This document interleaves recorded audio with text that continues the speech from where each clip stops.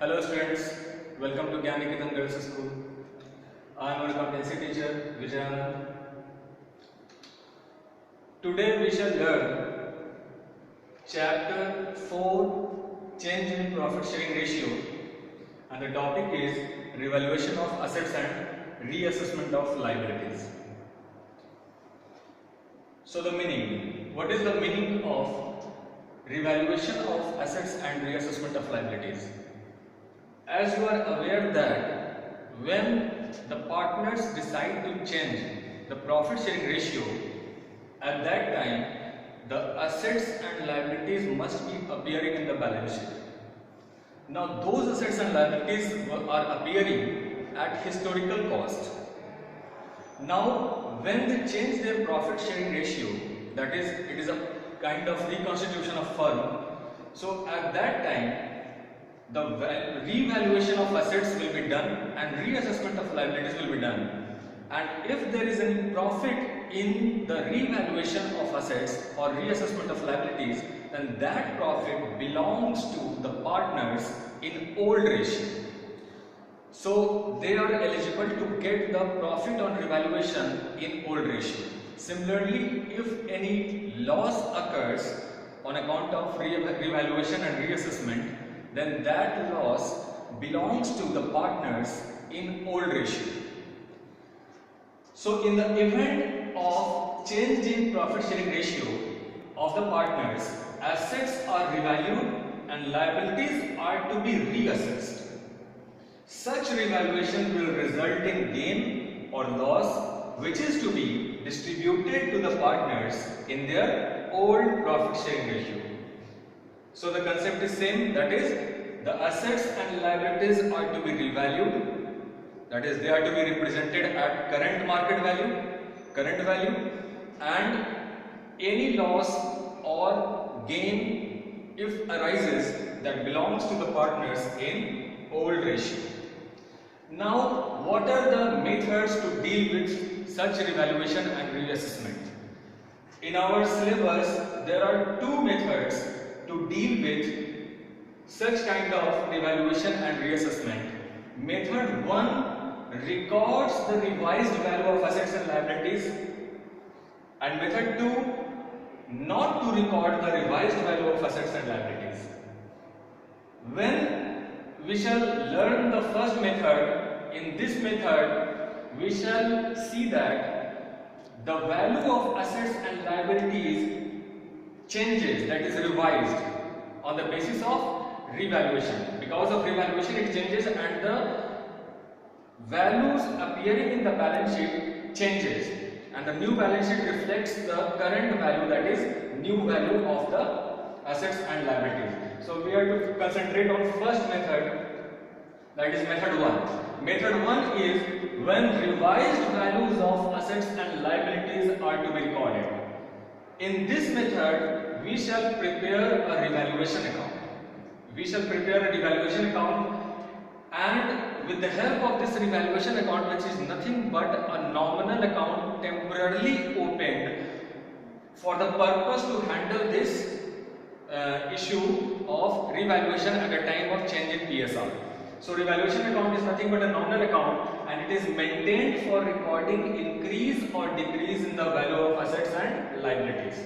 So this account is a nominal account temporarily opened for the purpose to tackle the problem of revaluation at the time of change in PSR, and this account will be created by increase in value of assets, decrease in value of liability, unrecorded assets, that is any kind of gain shall be created to this account, and any kind of losses on account of revaluation shall be debited to this account, and ultimately the profit arising in this revaluation shall be transferred to the partners in old ratio, and if there is a loss, then loss will be transferred to old partners in the old ratio.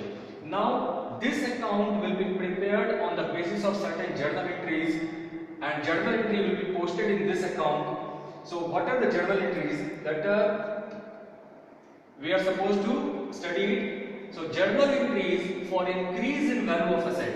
Whenever there is an increase in value of asset account is debited and revaluation account is created. So asset, any asset, individually, any kind of asset, if it is revalued at an upward figure, then asset will be debited. That particular asset will be debited, and revaluation account will be created because it is a gain for the firm. So asset, you may see that, you may note that asset has been, the value of asset is changing. The earlier value of asset, that suppose land is revalued upward. So land is appearing at old value in the balance sheet, and again land is revalued upward. So land will be debited by an amount of upward revaluation. So land's value will change, and in the new balance sheet, new value of land will appear at current value, that is changed value, that is revised value. Similarly, if there is decrease in value of asset, then revaluation account will be debited. It is a loss, therefore revaluation account will be debited, and asset account will be created. That particular asset whose value is changing downward is to be recorded, and it is to be created. Now you also note that revaluation account, the posting of this journal entry will go to the credit side of revaluation account, and the posting of this journal entry will go to the debit side of revaluation account.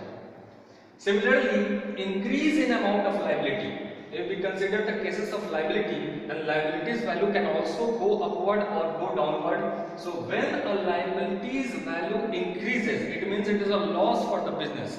Now the business is supposed to give more to the creditors. So in this case, liability account will be created, because to increase a particular liability, we are supposed to credit that particular liability, and at the same time it is a loss, therefore revaluation account has been debited. So this entry will be posted on the debit side of the revaluation account. Similarly, reverse cases, there decrease in the amount of liability. If the liability decreases, then for decreasing a particular liability we have to debit it, and this is an income for the firm, it is a gain for firm because liability is decreasing. Therefore revaluation account will be created at the same time with the same amount. Therefore revaluation, the posting of this entry will go on the credit side of the revaluation account. Certain assets are unrecorded. Sometimes partners don't record certain assets in their balance sheet, they are kept secret. So at the time of change in PSR, the partners are supposed to record it in the balance sheet. So it is nothing but the same case, the case 1 where assets value was increasing. So unrecorded asset, any unrecorded asset will be debited to the books because it is recorded for the first time. At the same time it is a gain for the business, therefore revaluation account will be credited. Again, there might be certain liabilities which are not recorded in the books, that is they are not appearing in the books before change in PSR. So now the partners have to record that particular liability, that is unrecorded liability has to be recorded, and you know that for recording a particular liability, that particular liability account is to be credited, therefore it has been credited. At the same time it is a loss for the business on account of increase in liability, therefore the revaluation account has been debited, that is nominal account which represents the loss or gain is debited because it is a loss. Now you can again appreciate after that you will prepare the revaluation account and post all the journal entries which you have done till now. So these three are nothing but the journal entries which you have done till now, and at the end the revaluation account, if it shows a profit, if the revaluation account shows a profit, that is credit is heavier than the debit side. Credit side, that is income, that is gain, is heavier than the debit side loss, then this profit shall be transferred to old partners or capital account or current account in the old ratio. So for this particular balancing, the journal entry will be revaluation account debit to partners capital or current account. So the journal entry will be like this: for transfer of balance in revaluation account, in case of gain in revaluation account will be debited and partners capital or current accounts will be credited. You know that capital account is maintained when fluctuating method is followed and current accounts are maintained when fixed method is followed. Similarly, if the balance of there is no profit, if the balance of revaluation account is negative, that is loss is more than gain,